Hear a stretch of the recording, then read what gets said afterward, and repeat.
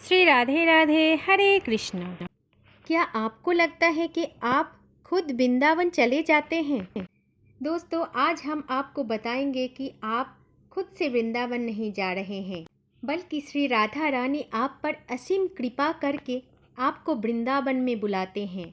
और जब श्री जी का असीम कृपा कोई भक्त पर हो जाए, तभी वो वृंदावन जा पाते हैं। दोस्तों, जब श्री जी और ठाकुर जी का मन होता है कि किसी भक्त को वृंदावन बुलाएं, तब उन भक्तों को कुछ खास संकेत भेजते हैं। दोस्तों, वो खास संकेत सिर्फ संकेत नहीं है, बल्कि श्री जी की तरफ से आमंत्रण है। ठाकुर जी की तरफ से आपको आमंत्रित भेजा जाता है वृंदावन को आने के लिए।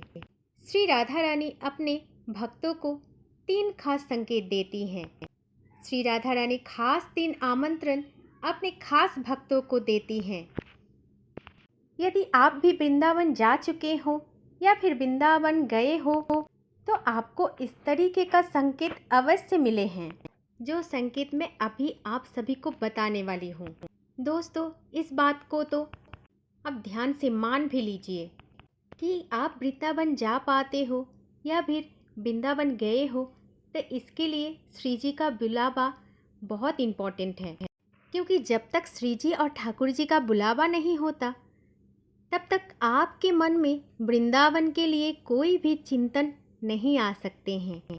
आप इस बात का चिंतन भी नहीं कर सकते कि आपको वृंदावन जाना है।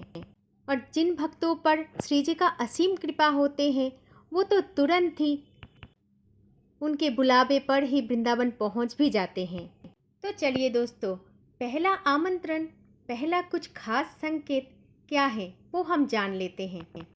दोस्तों, श्री जी का पहला संकेत है कि अचानक से ही आपके पास श्री जी का कोई भी प्रसादी आ जाते हैं।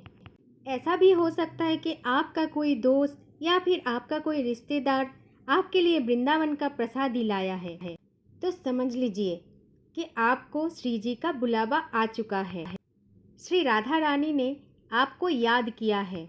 और आपको ये भी समझ जाना चाहिए कि ये श्री राधा रानी का पहला खास और दिव्य संकेत है। दोस्तों, दूसरा खास संकेत और भी दिव्य है। जब भी आप घर पे रहते हो, तभी आपके पास कोई वृंदावन से आ जाते हैं या फिर बरसाना से आते हैं।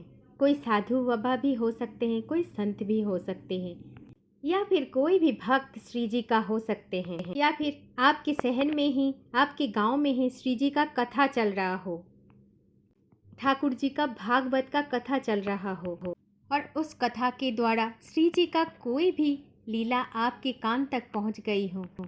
दोस्तों, समझ लेना कि ये श्री जी का ही बुलावा है। श्री जी आपको याद कर रही हैं। दोस्तों, ये संकेत भी बहुत ही ज़्यादा दिव्य और खास होते हैं। दोस्तों, ऐसा ही संकेत अगर आपको मिला है, तो जीवन का सारा कार्य को छोड़कर आपको सीधा वृंदावन आ जाना चाहिए और श्री जी के दर्शन करना चाहिए, ठाकुर जी का दर्शन करना चाहिए। दोस्तों, ये संकेत भी बेहद खास है। श्री जी अपने खास भक्तों को ही भेजती है ऐसे संकेत।